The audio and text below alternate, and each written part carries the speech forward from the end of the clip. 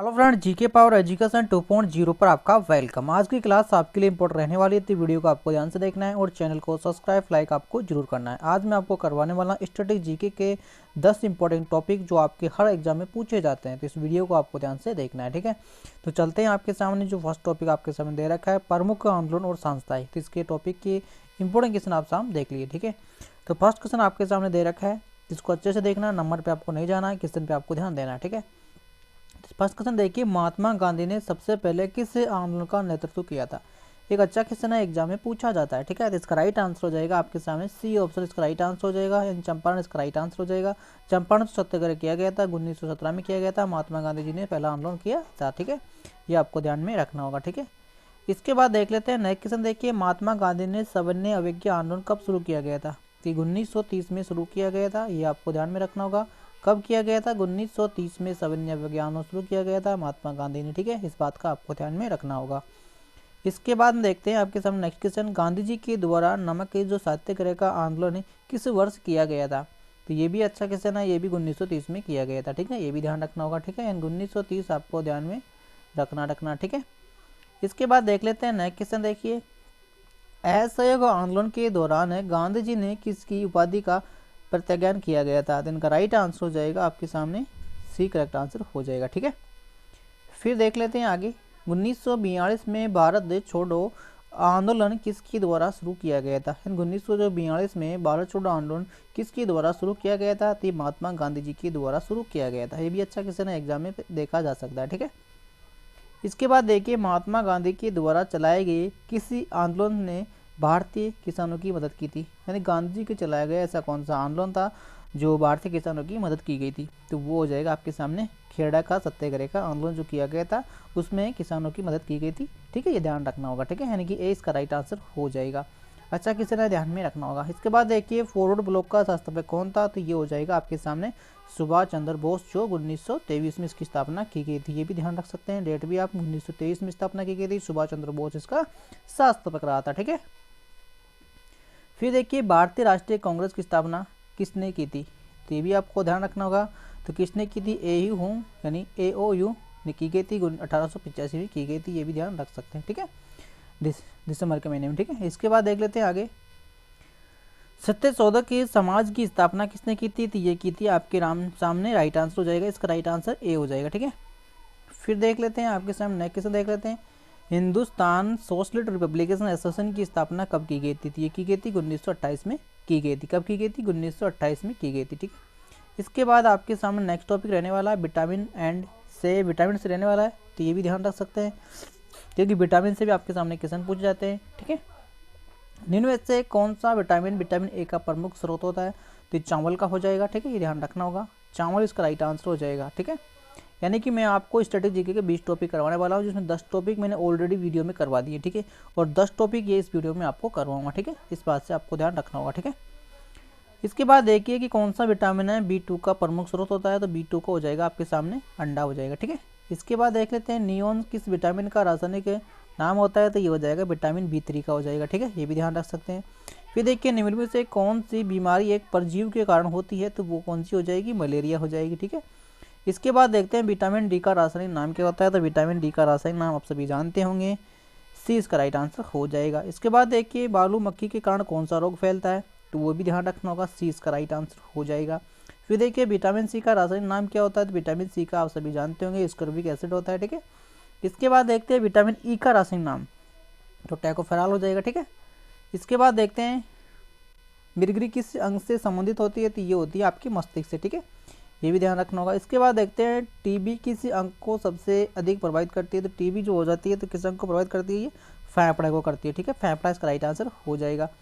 इस प्रकार से आपके खत्म हो चुके हैं विटामिन के क्वेश्चन इंपॉर्टेंट थे। इसके बाद देखिए जलीय विद्युत परियोजनाएं, इसमें देखिए Nagarjuna hydro electronic power plant किस नदी पर स्थित है। तो ये हो जाएगा आपका कृष्णा नदी पर स्थित है। नागार्जुन हाइड्रो इलेक्ट्रॉनिक जो पावर प्लांट है किस नदी पर स्थित है। तो ये हो जाएगा आपका कृष्णा नदी पर स्थित है। ठीक है, ये ध्यान रखना होगा। इसके बाद देखिए Sardar Sarovar hydro electric power plant किस नदी पर स्थित है। तो ये हो जाएगा आपका नर्मदा पे। ठीक है, ध्यान रखना होगा। नागार्जुन तो कौन सी जगह है? कृष्णा पर। और आपके सरदार सरोवर कौन सी जगह है? नर्मदा नदी पर। ठीक है, ध्यान रखना होगा।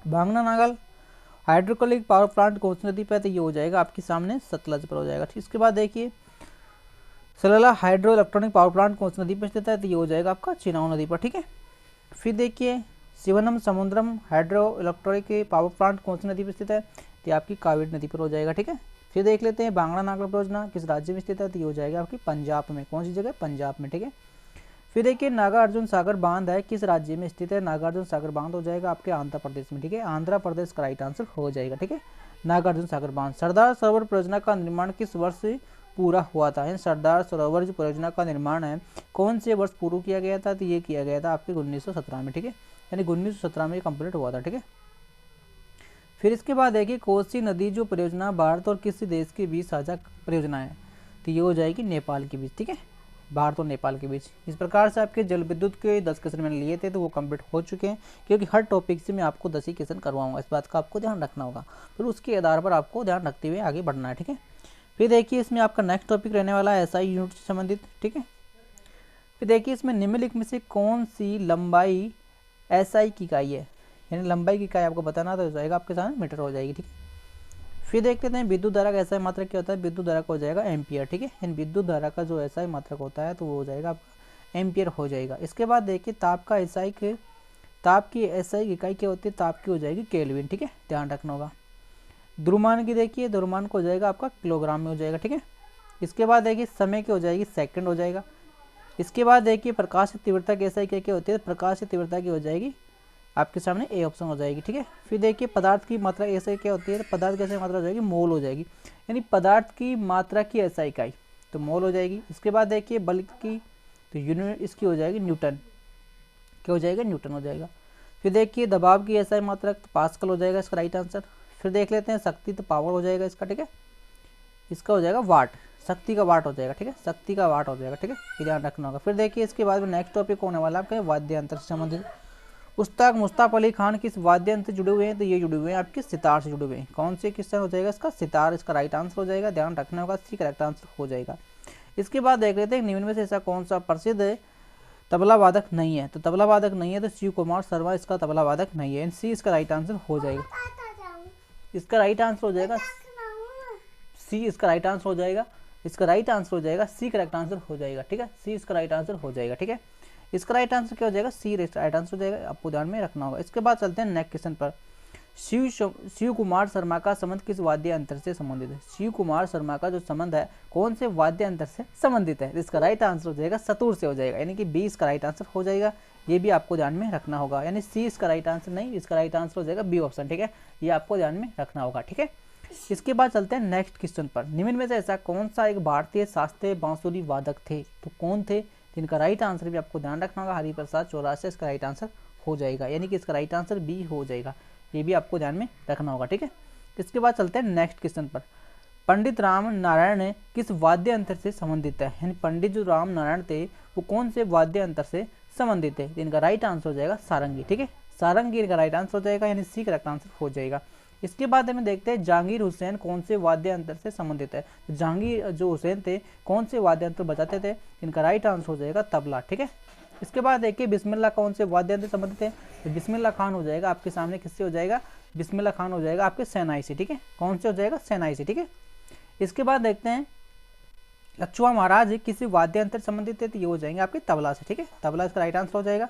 निम्नलिखित में से कौन सा एक सितारा वादक नहीं है, तो कौन सा नहीं है, तो ये हो जाएगा पंडित शिव कुमार शर्मा, पंडित शिव कुमार शर्मा इसका राइट आंसर हो जाएगा। ठीक है, इसके बाद देखिए डॉक्टर लक्ष्मी नारायण सुब्रमण्यम किस वाद्य यंत्र से संबंधित है, तो ये हो जाएगा वालियन से। ठीक है, इसके बाद देखते हैं आपके सामने नेक्स्ट टॉपिक देखिए। तो इस प्रकार से आपके नेक्स्ट टॉपिक हो चुके हैं इसमें कंप्लीट, यानी इसमें 150 क्वेश्चन आपके लाए गए थे, जिसमें से आपको 100 क्वेश्चन मैंने पहले करवा दिए थे, 50 क्वेश्चन बचे हुए थे तो भी मैं इसमें आपको करवा दिए गए हैं। तो इस प्रकार से आपके 150 क्वेश्चन कंप्लीट हो चुके हैं। तो मैं उम्मीद करता हूँ कि सभी क्वेश्चन आपको अच्छे लगे होंगे और एग्जाम में भी इनसे पूछे जाएंगे, तो इस वीडियो को आपको ध्यान से देखना है। ठीक है, और चैनल को सब्सक्राइब लाइक आपको कर लेना है। इसकी PDF फाइल आपको टेलीग्राम चैनल पर आपको मिल जाएगी एक साथ। ठीक है, तो चलते हैं इस क्लास को यही खत्म करते हैं।